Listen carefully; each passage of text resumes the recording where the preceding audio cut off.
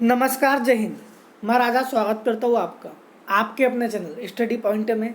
आज हम लोग पढ़ने वाले हैं ग्रीनविच रेखा क्या होती है, ग्रीनविच लाइन होती क्या है।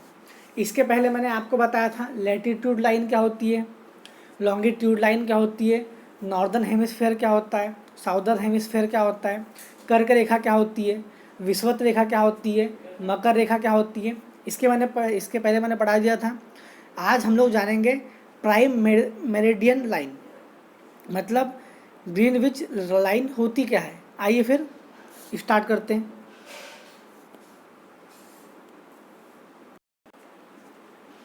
अब देखना, मैंने आपको बताया था मैप में दो तरह की लाइन होती है। एक होती है लैटिट्यूड लाइन, मतलब कि अक्षांश रेखा, और एक होती है लॉन्गिट्यूड लाइन, मतलब कि देशांतर रेखा। बताया था अक्षांश रेखा कौन सी होती है। मैप में अगर आपने ये वाली लाइन देखे होगे, इसी को बोलते हैं हम अक्षांश रेखा, मतलब कि लैटिट्यूड लाइन। क्लियर है। और मैप में आपने ये वाली रेखा देखे होगे, जो ये इस मैप में दिख रही है आपको, इसी को बोलते हैं देशांतर रेखा, मतलब कि लॉन्गिट्यूड लाइन। पहला क्वेश्चन यही बनेगा कि जो हमारी ग्रीनविच लाइन है, प्राइम मेरिडियन लाइन है, वो कौन सी रेखा है, लैटिट्यूड या लॉन्गिट्यूड। आप बोलोगे वो देशांतर रेखा है, मतलब कि लॉन्गिट्यूड लाइन है। यहाँ तक क्लियर है, यहाँ तक क्लियर है। अब देखना ग्रीनविच रेखा होती क्या है। क्लियर है। तो उसके पहले हमको ये देखना पड़ेगा कि मैंने आपको बताया था अक्षांश रेखा और देशांतर रेखा क्या होती है। क्लियर है। और उसके बाद मैंने आपको ये भी बताया था कि लैटिट्यूड की संख्या, सॉरी, लॉन्गिट्यूड की संख्या कितनी होती है, 361 बताया था। लॉन्गिट्यूड की संख्या कितनी होती है, 361। और लॉन्गिट्यूड लाइन की संख्या कितनी होती है, तो 360 बताया था आप लोगों को। क्लियर है। मैंने बताया था ये हमारी 0 डिग्री लॉन्गिट्यूड लाइन है। इसके अगर मैं ईस्ट में जाऊंगा तो 180 लाइन मिलेगी हमको, और वेस्ट में जाऊंगा तो भी 180 लाइन मिलेगी। 180 + 180 360 हुआ। लेकिन देखना, ये जो बीच में लाइन खींची गई है वो भी लॉन्गिट्यूड लाइन है, मतलब कि देशांतर रेखा है। उसको एक काउंट करेंगे तो लॉन्गिट्यूड की बात करेगा तो 361, और लॉन्गिट्यूड लाइन की बात करेगा तो 360। अब बचा एक, अब एक गया कहाँ, तो ध्यान से देखना, ये जो रेखा यहाँ से शुरू हुई है ये ऐसी करके गोल घूम के ऐसी गई है। मतलब कि मैंने ये रेखा को यहाँ पर भी काउंट किया और यहाँ पर भी काउंट किया। मान लो अगर मैं एक सामने पेन रखता हूँ, उसका फ्रंट भाग से उसको काउंट कर रहा हूँ, उसके बैक से उसको काउंट कर रहा हूँ, तो पेन एक ही है लेकिन दो तरीके से मैं काउंट कर रहा हूँ। तो उसी टाइप से ये जो रेखा यहाँ से शुरू हुई है और ऐसी करके ऐसी गई है, उसको मैंने 2 बार काउंट किया, तो उसका मेरे को 1 माइनस करना पड़ेगा। क्लियर है। यहाँ तक ही क्लियर है। अब क्वेश्चन एक और आता है कि हमारा इंडिया है वो नॉर्दर्न हेमिस्फेयर में है या फिर साउदर्न हेमिस्फेयर में। तो देखना ध्यान से, जो हमारा इंडिया है, मतलब कि भारत है,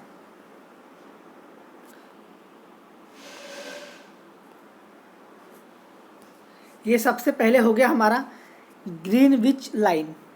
कौन सी वाली, ये लाल वाली। क्लियर है। इंग्लिश में क्या बोलते हैं, प्राइम मेरिडियन लाइन। ठीक है। ये हमारा नॉर्थ पोल हो गया, ये हमारा साउथ पोल हो गया। ठीक है। और मैंने आपको बताया था 0 डिग्री लेटीट्यूड लाइन, जिसे कि हम इक्वेटर कहते हैं, विषुवत रेखा कहते हैं, भूमध्य रेखा कहते हैं, ढेर सारे नाम बताया था मैंने आपको इसके। क्लियर है। तो हमारा जो इंडिया है वो कहाँ पर है, हमारा इंडिया यहाँ पर है, मतलब कि हमारा इंडिया नॉर्दर्न हेमिस्फेयर में है। ये मैंने आपको बताया था, ये जितना भाग दिख रहा है आपको इक्वेटर के ऊपर वाला, ये नॉर्दर्न हेमिस्फेयर कहलाता है, और इक्वेटर के नीचे वाला ये जितना हिस्सा है वो साउदर्न हेमिस्फेयर कहलाता है। मैंने आपको पहले ही बता दिया था। तो हमारा इंडिया कहाँ पर है, हमारा इंडिया ये यहाँ पर है, मतलब हमारा इंडिया ग्रीनविच लाइन से कहाँ पर है, आप बोलोगे ईस्ट में है। यहाँ तक क्लियर है। मैंने बोला हमारा जो इंडिया है वो इक्वेटर के ऊपर है, और इक्वेटर के ऊपर मैंने आपको बताया था नॉर्दर्न हेमिस्फेयर कहलाता है इक्वेटर के ऊपर की सारी जगह, और इक्वेटर के नीचे की सारी जगह साउदर्न हेमिस्फेयर कहलाती है। क्लियर है। और हमारा इंडिया कहाँ पर है? हमारा इंडिया यहाँ पर है। तो मतलब मैं बोल सकता हूँ जो हमारा इंडिया है, हमारा भारत है, वो प्राइम मेरिडियन लाइन के ईस्ट में है। यहाँ तक कोई दिक्कत परेशानी नहीं है। अब आगे देखें। और आपको तो पता ही है हमारी जो पृथ्वी है वो 23.5 डिग्री टिल्ट है, मतलब कि अपने अक्ष पर झुकी हुई है। क्लियर है। लेकिन क्वेश्चन ये पूछेगा हमारी जो पृथ्वी अपने अक्ष पर कितने एंगल का कोण बनाती है, मतलब कितने एंगल का कितने डिग्री एंगल का कोण बनाती है। तो आपको 90 में से 23.5 डिग्री माइनस करना पड़ेगा, तो हमारा एंगल निकल जाएगा। कितना निकलेगा? 66.5 डिग्री। यहाँ तक के कोई दिक्कत परेशानी नहीं होगी। मैंने बोला हमारी पृथ्वी अपने अक्ष पर 23.5 डिग्री टिल्ट है, मतलब कि झुकी हुई है, जैसा कि आपको पता ही है।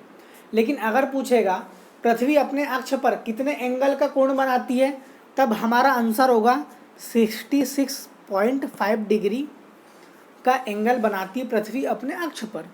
यहाँ तक क्लियर है। अब देखना बहुत इम्पोर्टेंट बात, ठीक है। आपको पता है मैंने बताया था ये पृथ्वी, ये सारा कितने डिग्री का कोण है, मतलब कितना डिग्री एंगल है वहाँ पर? 360 का है, मतलब 360 डिग्री का एंगल है पृथ्वी पे। इतना क्लियर है।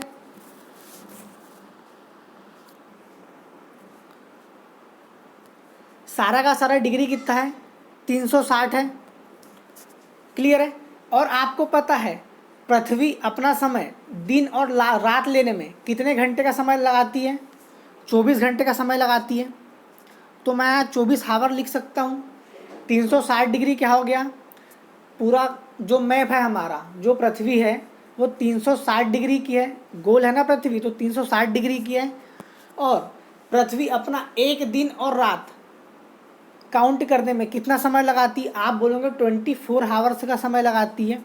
अब देखना, मैं 24 से 360 को काट सकता हूँ, ये जाएगा 15 बार, तो 15 डिग्री। अब यहाँ मैं 1 डिग्री बराबर, मतलब 1 डिग्री बराबर मतलब कि 1 हावर बराबर 15 डिग्री लिख सकता हूँ। एक बार फिर से देखना, मैंने बोला आपको पृथ्वी 360 डिग्री का एंगल बनाती है। आप बोलोगे हाँ भाई बनाती है। फिर मैंने आपको बताया पृथ्वी अपना दिन और रात पूरा करने के लिए कितने टाइम का वक्त लेती है। आप बोलोगे 24 घंटे का समय लेती है। यहाँ तक क्लियर है। तो 24 से मैंने 360 को काट दिया, कितना उत्तर आया मेरा? 15। तो मेरा अब क्या हुआ, मतलब मेरा 1 हावर बराबर कितना डिग्री आया? 15 डिग्री आया। आप इसको एक कॉपी में नोट कर लो, क्योंकि ये बहुत सारी चीज़ों में काम आता है। 1 हावर बराबर 15 डिग्री, या फिर 15 डिग्री बराबर 1 हावर। यहाँ तक की कोई दिक्कत परेशानी नहीं है। अब देखना, 1 हावर को मैं 60 मिनट लिख सकता हूँ। 1 हावर को मैं 60 मिनट लिख सकता हूँ, और 15 डिग्री को मैंने जैसी की वैसी 15 डिग्री लिख दिया।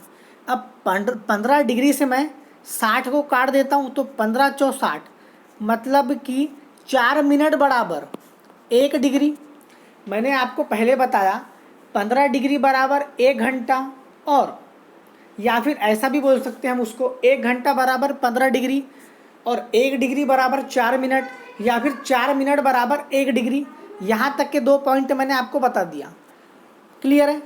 अब आपने एक चीज़ नोटिस की होगी और कई बार पढ़ा होगा कि हमारा जो इंडिया है ग्रीनविच रेखा से 82.5 डिग्री ईस्ट में है, मतलब कि 82.5 डिग्री आगे है। इतना क्लियर है। और उसके बाद ये भी सुना होगा आपने कि जो हमारा इंडिया है ग्रीनविच रेखा से 5.5 घंटा आगे है। तो आज आपको पता चलेगा कि ये कैसे कैसे आगे है। क्लियर है। अब मैप में देखना, एक सेकंड बस।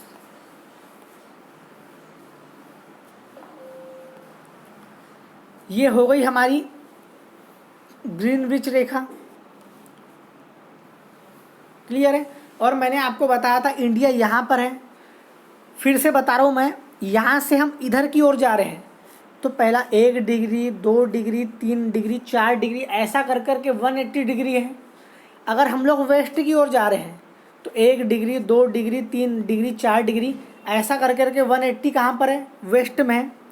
तो देखना हमारी जो ग्रीनविच रेखा है उससे 82.5 डिग्री ईस्ट में हमारा इंडिया है, जो कि ग्रीनविच रेखा से 5.5 घंटा आगे है। इतना क्लियर है। अब देखना मैंने आपको बताया 82.5 डिग्री, और मैंने आपको बताया था 15 डिग्री बराबर 1 घंटा। तो मैं इसको 15 डिग्री से डिवाइड कर सकता हूँ। तो देखना 15 पाँचे 75, यहाँ कितना बचा? यहाँ बचा 7, मतलब कि यहाँ बचा 7.5। अब मैंने बताया था आपको 1 डिग्री बराबर 4 मिनट, तो मैं इसको 4 से गुणा कर सकता हूँ। तो मेरा उत्तर कितना आएगा? 30 आएगा, और 30 को मैं ऐड कर सकता हूँ। अब समझ में आ गया आपको कि जो 82.5 डिग्री ईस्ट में है हमारा इंडिया ग्रीनविच रेखा से, मतलब कि 5.5 घंटा आगे है। वो 5.5 घंटा आखिर में आता कैसे कैसे? इतना क्लियर है। एक बार और समझ लेते हैं। 82.5 डिग्री आपने कई बार सुना होगा, ये भी सुना होगा कि ग्रीनविच रेखा से हमारा भारत 5.5 घंटे आगे है, सुना है। और मैंने आपको बताया था 15 डिग्री बराबर कितने घंटे? 1 घंटे। तो मैं इसको 15 डिग्री से डिवाइड कर सकता हूँ। 15 पाँचे 75, यहाँ पर कितना बचा? यहाँ पर बचा आपका 7.5, जिसको कि मैंने 4 से गुणा कर दिया। अब 4 से गुणा क्यों किया? मैंने इसके पहले ही बताया था 1 डिग्री बराबर 4 मिनट, तो यहाँ पर 7.5 डिग्री है, तो मैं उसको 4 से गुणा करूँगा तभी मेरा आंसर आएगा। और 7.5 को आप 4 से मल्टीप्लाई करते हैं तो आपका आंसर आता है 30। अब 5 घंटे तो आ गए हमारा, फिर से 30 मिनट में इसमें ऐड कर दूंगा, क्योंकि मैंने आपको बताया था 1 डिग्री बराबर 4 मिनट, तो इसमें मैं मिनट ही ऐड करूँगा, तो तब हमारा आंसर आता है 5.5 घंटा आगे। आपने कई बार देखा होगा 82.5 डिग्री लिखा हुआ, देखा है।